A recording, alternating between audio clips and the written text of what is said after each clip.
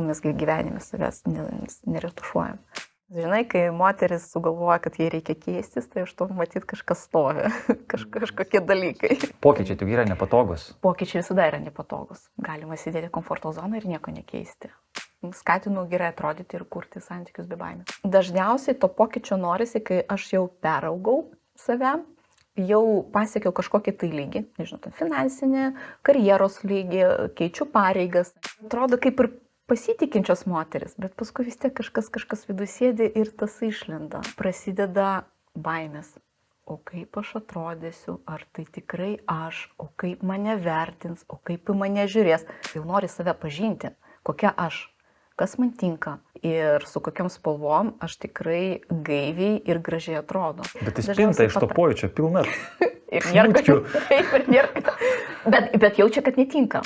Nebijoti, tikrai gražiai ir stilingai atrodyti ir reikšti save šitam pasauliu. Garsus drabužis tai ne faktas, kad tinka visiems, kažkam tiks, kažkam ne. O turint jau tas žinias, jau žinant save, kas man tinka, jau ir tas atsiranda tas pojūtis, gerai, man patinka, bet ne faktas, kad man tinka. Bet turint žinių aš jau žinau. Jekaterina. Taip. Kam ir kokią problemą sprendė? Mano auditorija tai yra moteris didžioji ir aš skatinu gerai atrodyti ir kurti santykius be baimės. Ką reiškia gerai atrodyti? Čia sporto trenerė, coacherė, kas? Ne, aš esu asmeninė stilistė ir psichoterapeutė. Kaip derint asmeninį stilistą? Čia kaip atrodo vizualiai ir kaip jaučiasi atrodydama kitaip? Ar apie ką? Ir taip, irgi. Iš tikrųjų, tas dvi sritys ilgą laiką pas mane buvo nuolat atskirai. Aš esu stilistė ir aš esu psichoterapeutė. Ir aš labai norėjau sujungti. Bet vis negalėjau sugalvoti kaip. Ir pagaliau tai įvyko, aš radau sprendimą, aš sujungiau tas dvi kryptis savo ir sukūriau, ko gero, kažkokią tai unikalų produktą. Tai stilistė taip, aš padedu moteriams gerai atrodyti, stilingai, suprasti ir suvokti, kas būtent man tinka, iš spalvų, iš siluetų, iš stilių. Ir taip pat, dirbdama su moteriams, aš pastebėjau, kad aš suteikiu visas žinias, aš suteikiu visą informaciją, mes sukūrėm puikų gražų stilių, individualiai. Bet prasideda baimės. O kaip aš atrodysiu, ar tai tikrai aš, o kaip mane vertins, o kaip į mane žiūrės. Apskritai į manegi dabar žiūrės ir kaip man dabar su tuo būti. Baisu. Tai čia bailios pelytės, jeigu taip įvardint, yra tavo klientės. Gaunasi taip ir atrodo kaip ir pasitikinčios moteris, bet paskui vis tiek kažkas viduje sėdi ir tas išlenda. Ir tada suvokiau, kad reikia ir terapijos tada, kad padėti susitvarkyti su tom baimėm ir jau nebijoti, tikrai gražiai ir stilingai atrodyti ir reikšti save šitam pasauliu. Tai aš gerai girdžiu, kad jeigu nereiškia savęs išraiškingai, kaip sakai, gražiai minimum apsirengia ar ten susitvarko išvaizdą, tai čia yra jau iš vidinių kažkokių reikalų, kuriuos reikia irgi prakapštyti. Ko gero taip. Taip.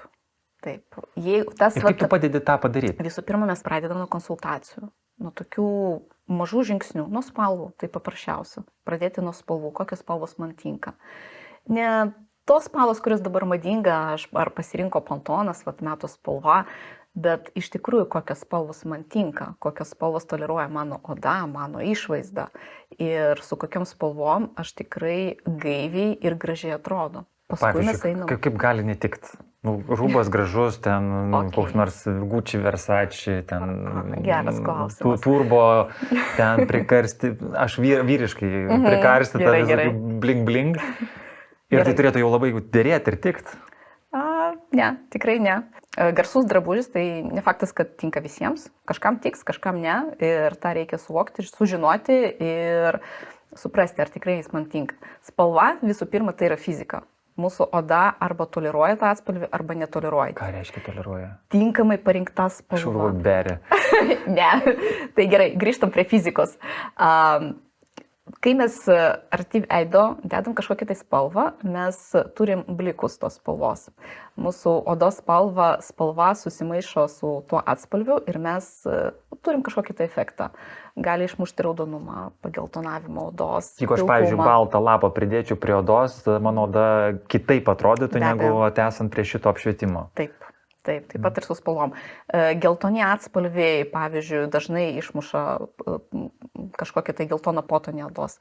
Oda atrodo pavargstanti, kaip žmogus gali atrodyti neišsimiegoję. Gerai parinkta spalva gali tiesiog niveliuoti trūkumus odos. Tai čia ne makiažo klausimai. Net kartais makiažas neperdengia to efekto. Ten jau retušo tada reikalinga, pafotosėsiu, bet mes gyvenime savęs neretušuojam. Tai jeigu spalvos pagal veido bruožus, dar juk yra plaukai, dar yra makiažas, kosmetika, tai reiškia, tuos dalykus irgi reikia atsižvelgti? Be abejo, visa tai turi tikti. Turi tikti ir pagal veido spalvinę paletę, ir pagal stilistiką, ir pagal kūno sudėjimą. Tai reiškia, tu dar ir į vizažo pusę? Aš galiu parekomenduoti, aš ne vizažistė, čia jau kitas rytis, bet taip galiu parekomenduoti, į kokias spalvas, kokias paletės atkreipti dėmesį, koks makiažas stilistiškai tiktų. Ir plaukų kirpimai, ir spalvos. Tai gerai, kaip reikėtų įsivertinti tavo tobulą klientę? Kada, jeigu išgirščiau, kad jau su Jekaterina tikrai verta susitikti, kokią raktinę frazę galėtų nuskambėti? Kada jau laikas? Dauguma mano klientėms virš 30 metų, dažniausiai tai jau moteris, kurios turi šeimas, jau turi savo kažkokią tai profesiją, užaugino karjerą. Ir kaip ir atėjo laikas savo. Ir dažniausiai tai būna taip, kad ateina su užklausa, tikrai žinau, kad mano spinta paseno, aš jau turiu pinigų investuoti į savo spintą. Įtariu, neturiu ką apsirengti. Neturiu ką apsirengti, nes ten viskas paseno, aš tą žinau, įtariu ir aš jau noriu pirkti tai, kas man tinka tiksliai.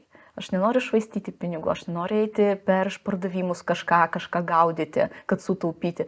Aš jau noriu drabužių, kurie man tiks ir puoš mane. Bet čia jau toks pasitikėjimo klausimas. Tai galbūt gali eiti ir nusipirkti ir ten apsiskaityti, kam tada eiti pas konsultantą ir įvaizdžio stilistą.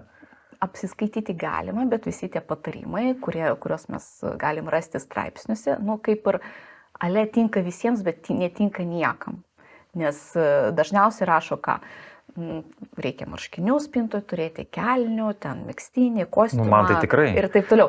Bet koks tas megztinis, koks tas kostiumas, koks pasiuvimas, koks raštas, o gal geriau be rašto, kokios spalvos turi būti, kokios stiliaus kostiumas, net ir jeigu mes kalbėtumėm apie vyrus, tai toli gražu ne kiekvienam vyrui tinka tas mėlynas klasikinis kostiumas su baltais marškiniais. Mano švarkas tai yra visai kitus užduotis atlikinėja. Nes profesinį klausimą dar turi atskleisti. Tai čia jau įvaizdžio klausimas. Tas irgi, be abejo. Ir kai mes tai visą jungiam, mes gaunam norimą efektą. Tai gerai, tai reiškia, savim pasitikinti moteris labiau yra tavo klientė, ar ta, kuri dvejoja? Ir ta. Iš tikrųjų. Ta, kuri dvejoja, čia, sunku pasakyti, iš tikrųjų aš ir tokių klienčių turiu. Ne tai, kad negaliu pasakyti, kad moteris, kuri ten nepasitikė savim, jinai neateis. Jinai gal ateis ne iš to, kad nepasitikė, o nori tikslių žinių apie save, jau nori save pažinti, kokia aš, kas man tinka. Nes dažniausiai moteris perkant rūbus, kai mes tvarkom spintas, aš dažnai girdžiu, aš nupirkau, bet jaučiu, kad kažkas ne taip, kaba, nesuprantu kodėl. Ir dažniausiai galvoju, kad čia, su manim kažkas ne, gal aš nemoku derinti, gal aš ne tą spalvą parinkau. Jaučiu, kad kažkas netinka, bet nežinau kodėl.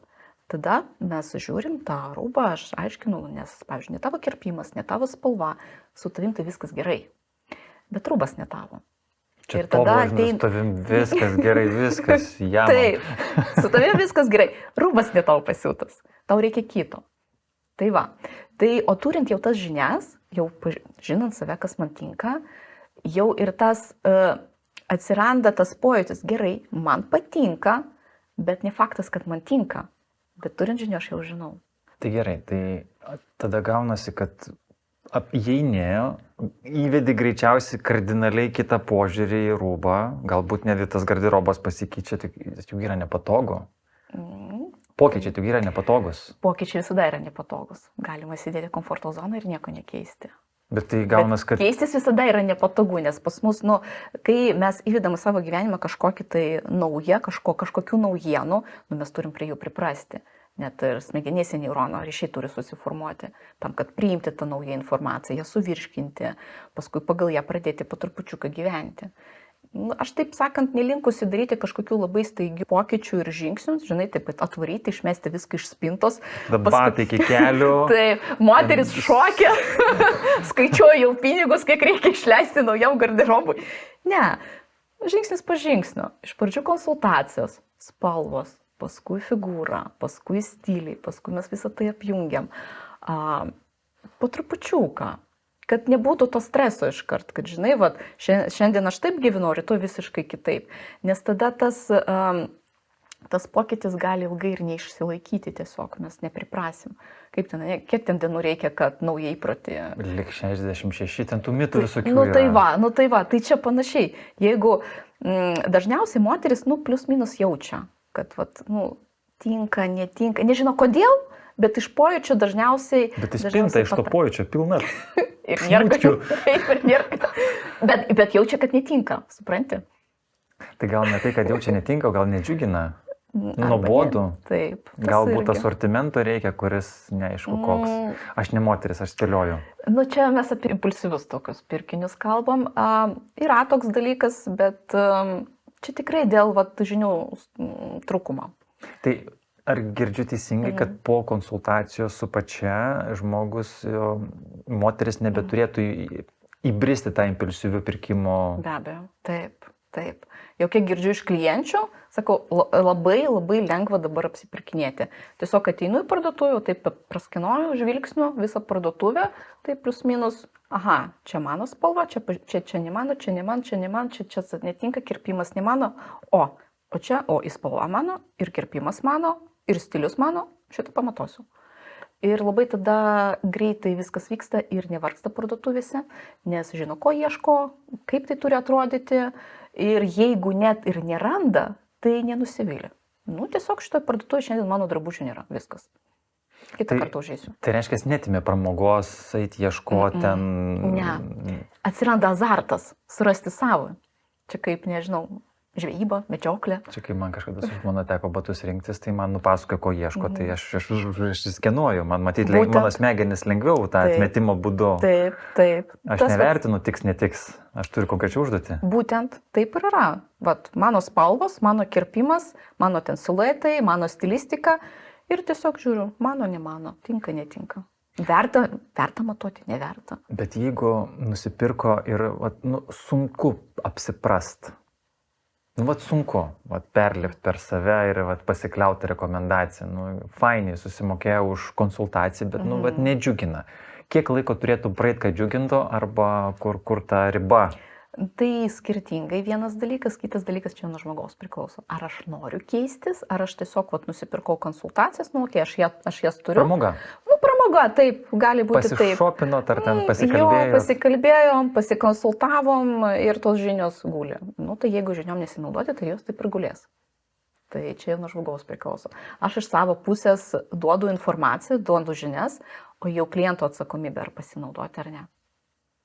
Arba ateiti į terapiją ir tada pakalbėti apie tai, kodėl nevyksta pokyčiai. O nėra taip, kad ateina pas tave dabar ir rekomenduoja terapijai, bet tuo pačiu dar ir ten tą fainą temą, rūbų temą paliečiat? Viskas būna skirtingai ir lygiai greičiai būna, kad tai yra terapija su konsultacijom ir atskirai, arba terapija po konsultacijų, nes kai supranta, kad lyg ir žinių turiu, bet kažkodėl negaliu tą pirmą žingsnį padaryti, kažkodėl bijau. Kodėl bijau keistis? O ten vėl visokių dalykų gali išlysti. Keistis tai čia pradžiai išoriškai? Ar taip. Keistis jau ir iš vidaus? Ten toleruot minimum ten antrą pusę arba buvusio jo kažkokio elgesio? Čia irgi viskas priklauso nuo žmogaus. Kažkas ateina į terapiją ir lieka dar ir su stilium, gauti konsultacijas. Kažkas ateina į stilių, su stiliaus klausimais, bet ten pradeda lysti visokie dalykai ir lieka terapijai. Tai dabar galbūt šitą klausimą nukelkime į sesiją, jau psichoterapeuto režimas. Taip. Arba lygiai greičiai, kad moteris ateina, aš noriu ir to. Tai mes tada dirbam lygiai greičiai. Vėlgi, pagal situaciją, ko pirmiausia reikia. O pastebėjai dėsningumą, kada nori pokyčio apskritai, tiek vidinio, tiek išorinio? Yra dėsningumai, kada ateina pas tave? Galbūt yra tam tikras braižas? Žinai, kai moteris sugalvoja, kad jai reikia keistis, tai iš to matyt kažkas stovi, kažkokie dalykai. Ne tik vyrai, ne, pokyčiai, mobilizuojasi ne šiaip iš gero gyvenimo. Čia matyt tada visiems taip. Nes drabužiai tai yra įrankis. Tai yra tik įrankis gerai atrodyti, komunikuoti per įvaizdį, reikšti save. Tai parduoti reiškia kažką. Parduoti, taip. Nesvarbu ką, taip, kaip svarbu. Kaip aš tai save pardavinėju, aš tiesiai šviesiai sakau, žmonės, kai ką perka iš manęs, realiai perkam pradžiai mane, o po to jau vyksta mainai. Taip, sutinku.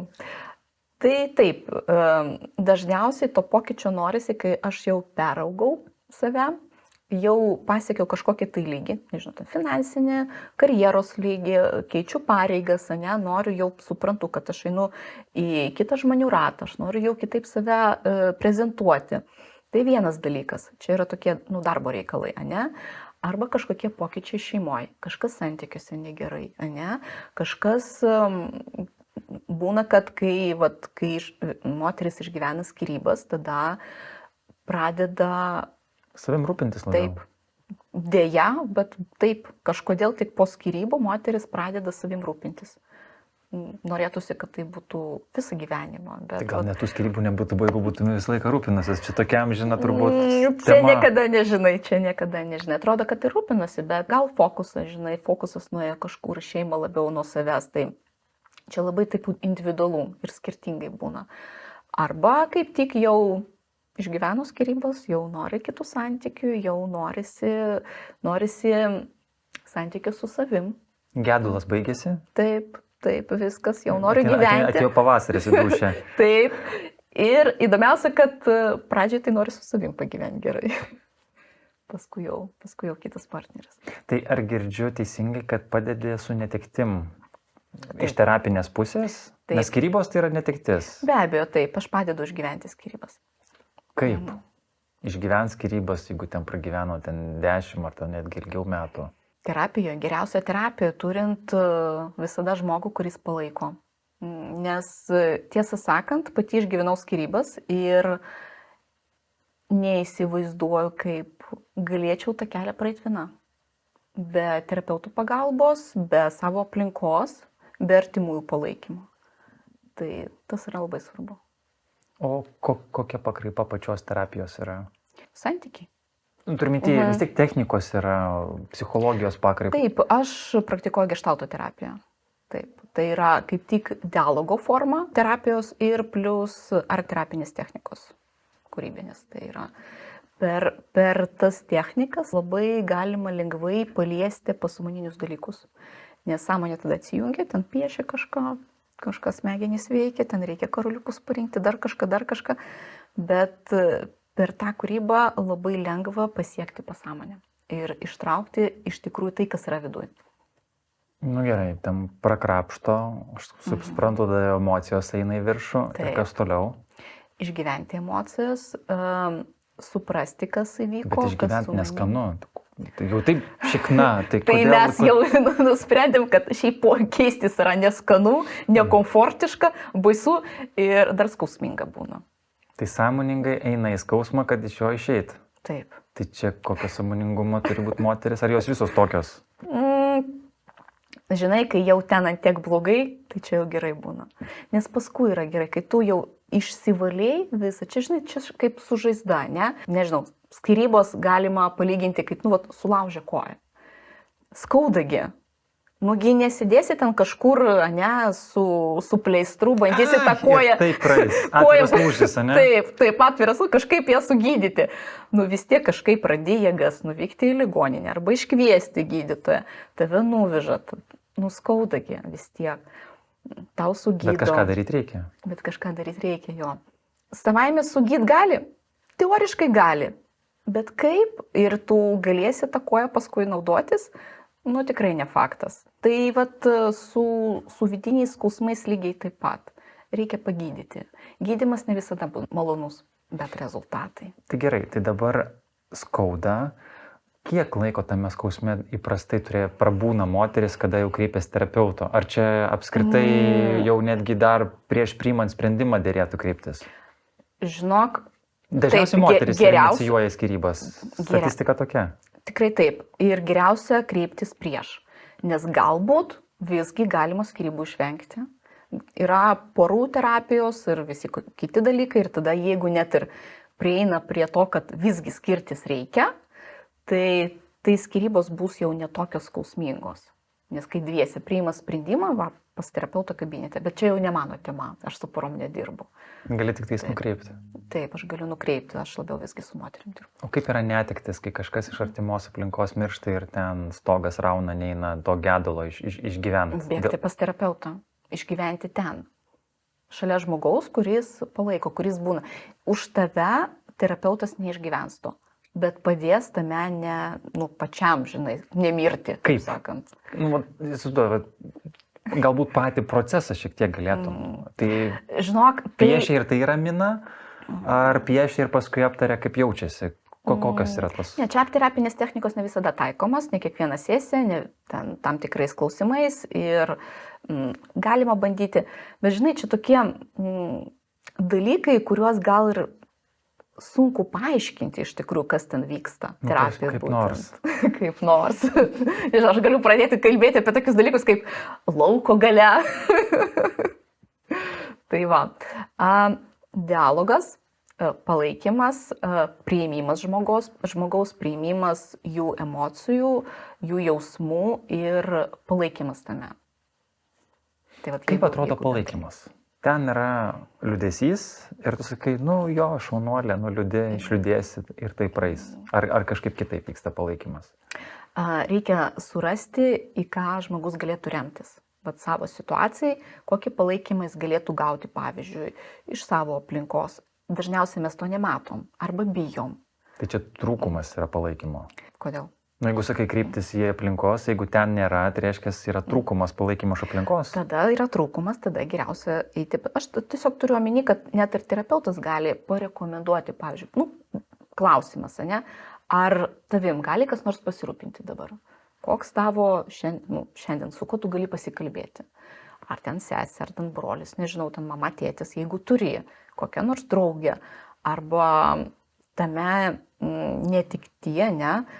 Kaip tu gyveni, kaip tavo diena dėliojasi. Ir tada šiek tiek žmogaus prie žemės sugrąžinti, ne, kad jis galėtų remtis, bent jau į save tada. Jeigu aplinkoje nieko nėra, tai tikslas irgi parodyti ir padėti išmokti remtis savim, kad ir aš pati save galiu palaikyti.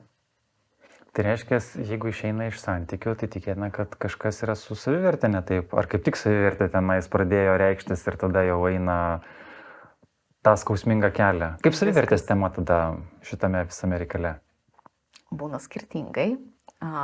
Dažniausiai, jeigu mes apie skyrybas kalbėtumėm, tai būtent skyrybų metu savivertė žiauriai krenta.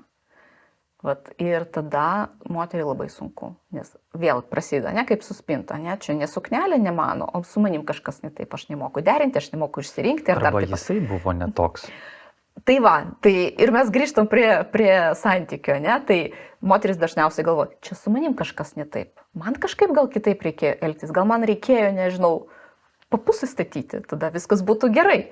Ir, gražinti tai, kad su tavim kaip tik viskas gerai, čia gal vyras ne tau skirtas, arba ten kažkas santykiai buvo negerai, ar toksiški santykiai. Ir juose iš vis neįmanoma, kaip tu ten išgyvenai tiek metų, kaip pavyzdys, ne. Tai labai skirtingi, situacijos labai skirtingos būna ir viskas reikia žiūrėti individualiai ir ta pagalba irgi būna individualiai dažniausiai. Tai kodėl pas tave? Tai padės ir gražiai atrodyti ir terapija, o terapeuto aplinkui visokių. Kaip manai, koks yra tavo duotybė?